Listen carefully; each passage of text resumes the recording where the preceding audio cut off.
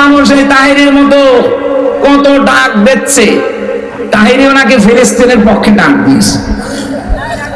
ওর মতো শয়তান যদি ফিলিস্তিনের পক্ষে ডাক দেয়, শয়তান তো বসে বসে আসবে, কিন্তু ও আমার চাইতে বড় শয়তান। এত শিরিক বাংলাদেশে কেউ করে না। কথা বলেন। কেল্লা বাবা, ফতে বাবা, শাহালি বাবা, দয়াল বাবা, আর ওই শয়তান নাকি সাতক্ষীরা জেলায় আসে। এত বড় শয়তান এই জেলায় ঢোকে কি করে? সোচ্চার হবেন যারা প্রকাশ্য শিরিক করেছে, যে মানুষগুলো প্রকাশ্য ইসলামী আন্দোলনের বিরুদ্ধে অবস্থান নিয়ে হাসিনার পক্ষে একেবারে সরাসরি ভোট চেয়েছে। আপনি দেখেন ওবায়দুল মুক্তাদির ব্রাহ্মণবাড়িয়ায় শয়তানের পক্ষে তাহিরি ভোট চাচ্ছে।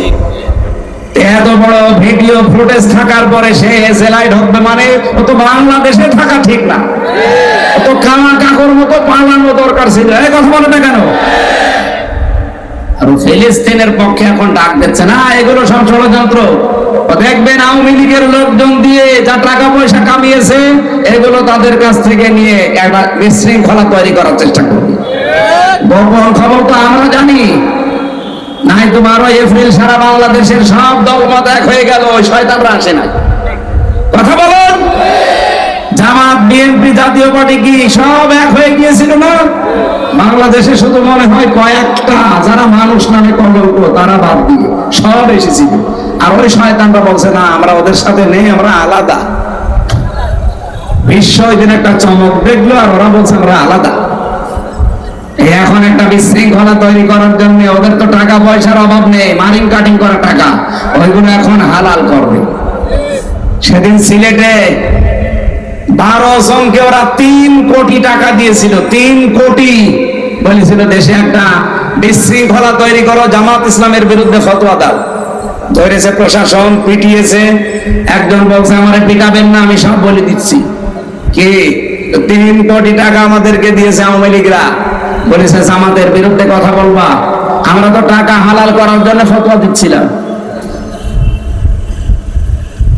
এই চলছে সামনে। আমার মনে হয় এরাও দুর্বিসন্ধি আছে, এরাও কিছু খেয়েছে বা পেয়েছে। 12 তারিখে গেলেন না হঠাৎ, এখন আপনাদের সাগান দিচ্ছে মানে কথা বলেন না কেন? এর ভেতরে কোনো দুর্বিসন্ধি নেই। যারা আল্লাহর জমিনে আল্লাহর দিন কায়েম হোক এটা চায় না, বাতিলরা তাদের টার্গেট করে না, কারণ জানে যে এরা আমাদের যে কোনো কায়দায় বন্ধু। কিন্তু যারা চেয়েছিল, দেখেন ফেরাউন বলেছিল আইও বাদ দিলা দীনাকুম। আমার মনে হচ্ছে মুসা আমার রাষ্ট্রের ব্যবস্থা সব পাল্টিয়ে দেবে।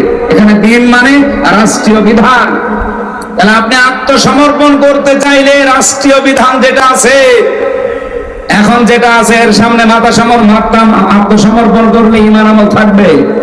এই জায়গায় আল্লাহর এই দিন নিয়ে যাওয়া লাগবে। ইব্রাহিম নবী, ইয়াকুব নবী তাদের সন্তানদেরকে এটা বলেছিলেন। আমরা কি নবীদের সন্তান না? বলেন না কেন? আমাদের জাতির পিতার নাম কি? বঙ্গবন্ধু।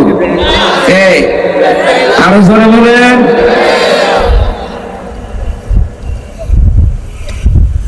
এমনকি বঙ্গবন্ধু এই শব্দটাও চিন্তায় হয়ে গেছে। আপনি দেখেন ইতিহাস পড়ে, এই ভারতবর্ষ একজন মুসলিমের নাম বঙ্গবন্ধু উপাধি দেওয়া হয়েছিল প্রায় 1200। আমি যে ইতিহাসটা পড়ছিলাম আসার সময়,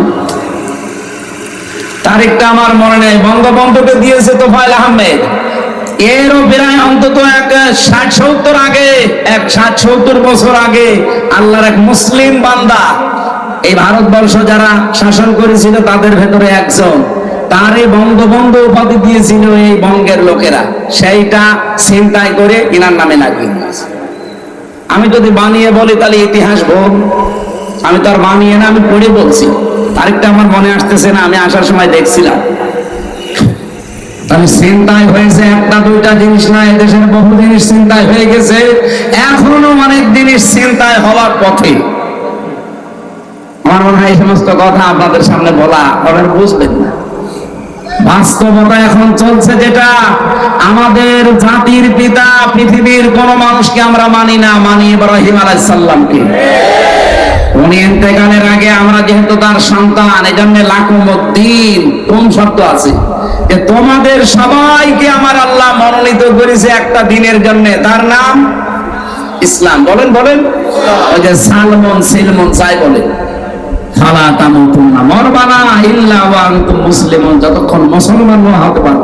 সুতরাং আপনি যদি ইসলামে প্রবেশ করতে চান পরিপূর্ণভাবে, আত্মসমর্পণ করা লাগবে আল্লাহর দ্বীনের সামনে। কিসের সামনে? 2 নম্বরে আপনার ইখলাস তৈরি করা লাগবে প্রত্যেকটা কাজে। লোক দেখানো কাজ বাদ দেন। এদেশে একামতে দ্বীনের আন্দোলন অনেক মানুষ এখন যুক্ত হচ্ছে, অনেককে আমরা দেখতে পাচ্ছি, তাদের ভেতরেও রিয়া, লোক দেখানো, মানুষ দেখানোর কাজ কারবার না।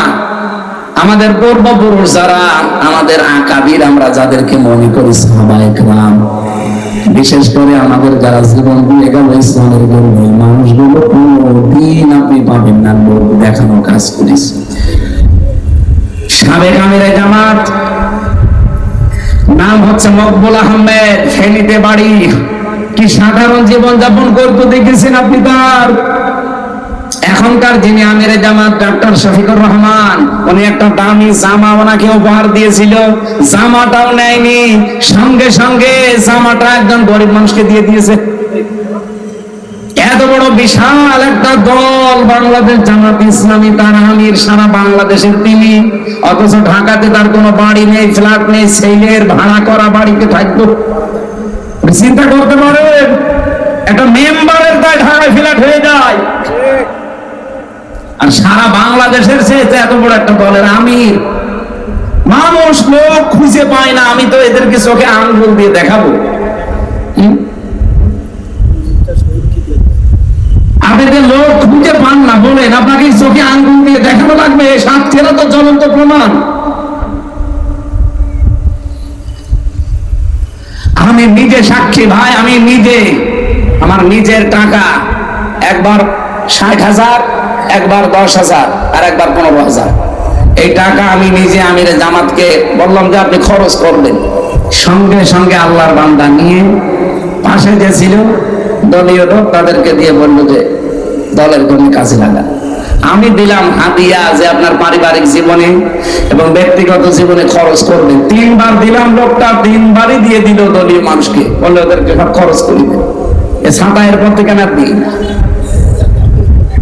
বলেন তো, এত কষ্ট করে করে টাকা জমাই ওনার দিই, হাদিয়া নেন, দেওয়াও সুন্নত, নেওয়াও সুন্নত, কারণ ওনার কাছে গেলে উনি হাদিয়া দেয়। 3 বারে আল্লাহর বান্দা 3 বারে দিয়ে দিল। এটা না আজকের হাদিস পড়ছিলাম আসার সময়, যারা দুনিয়া বিমুখ হয়ে যায় তাদেরকে সূক্ষ্ম সূক্ষ্ম কিছু জ্ঞান আমার আল্লাহ নিজের পক্ষ থেকে দান করে। দেখেন উনি কত কঠিন কঠিন প্রশ্নের জবাব দেয় এই আগস্টের 5 তারিখের পর থেকে। অনেক সাংবাদিক এমন কড়া প্রশ্ন করেছিল যে জামাত ইসলামী বাংলাদেশ, ইসলামী ছাত্র শিবির, ইসলামী ছাত্রী সংস্থা এত ভালো আপনারা বলেন, তাহলে এতদিন পর্যন্ত তারা রাষ্ট্রীয় ক্ষমতায় যেতে পারে না, মানুষ তাদেরকে চায় না কেন? উনি জবাব দিয়েছিলেন, মুয়াজ্জিন আযান দেয়, সবাই নামাজে আসে। আপনি জীবনে এই জবাব শুনেছেন কোনদিন? দুনিয়া ত্যাগী যারা হয়ে যায় তাদের মুখ দিয়ে আল্লাহ এমন কথা বের করে দেয় পৃথিবী এর আগে কোনোদিন শোনে নাই। বলেছিল যে মুয়াজ্জিন তো ভালোর জন্যই আযান দেয়, হাইয়া আলাস সালাহ, হাইয়া আলাল ফালাহ, ভালোর দিকে আসো, কল্যাণের দিকে আসো, নামাজের দিকে আসো। সবাই আওয়াজ শুনে আসে? বলেন বলেন। এমন মসজিদ আছে বাংলাদেশে শুধু ইমাম সাহেব আর মুয়াজ্জিন, তাছাড়া কেউ নেই। এরকম জায়গা নেই? মুয়াজ্জিনকে শুধু ইমাম আর মুয়াজ্জিনের জন্য আযান দিয়েছে। এলাকায় হাজার হাজার মানুষ আসবে, এত বড় মসজিদ, কেউ আসে না। এখন দোষ কি মুয়াজ্জিনের না এলাকার লোকের? এই 54 বছর তো আমরা চেষ্টা চালাচ্ছি এইটা কায়েম করার জন্য। কোনদিন কি আমরা বলেছি যে আমার বাবার নাম রিয়াজউদ্দিন, কুষ্টিয়ায় বাড়ি, আমার দাদার নাম জাহান আলী, আমার বাবা আর দাদার আইন আমরা প্রতিষ্ঠা করতে চাই, আপনারা আমাকে রায় দেন, বলেছি? আপনারা তো তাই বলেন যে আমি আমার স্বামীরটা চাই, কেউ বলে আমি আমার বাবারটা চাই। আপনাদেরকে পাগলা কুত্তায় কামড় দিয়েছে? যারা বলে আল্লাহর আইন আমরা এদেশে প্রতিষ্ঠা করতে চাই, মন থেকে বলে, এই জন্য আমরা ইখলাস দিয়ে পরিপূর্ণ হতে চাই। ওমা উমিরু ইল্লা লিয়াবুদুল্লাহ মুখলিসিনা লাহুদ্দিন। 3 নম্বরে যখন দেখবেন আপনার চরিত্র উন্নত, কি বললাম? আর আমাদের চরিত্র এমন খালি টিন পাওয়া যায়,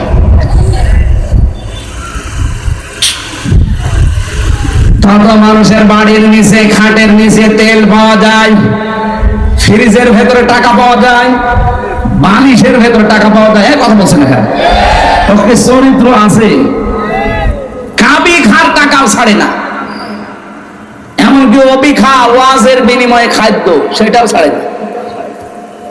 না, চরিত্র উন্নত করা লাগবে। এখানে প্রায় ৯৯টা পয়েন্ট লিখেছিলাম আমি, যে উন্নত চরিত্র কেমন ভাবে গঠন করা লাগে। আল্লাহ রাব্বুল আলামিন সূরা হাদীদের 25 নম্বর আয়াতের ব্যাখ্যায় আছে। আমার অনেক রাত হয়ে গেছে, এত রাত কিন্তু কথা বলা ঠিক না। সামনে তাহাজ্জুদের নামাজ, ফজরের নামাজ, এবার কর্মজীবন আছে আপনাদের। আমি আর পয়েন্টটা শেষ করবো, বাকিগুলো 4 নম্বরে আপনার আকীদা বিশুদ্ধ হওয়া লাগবে।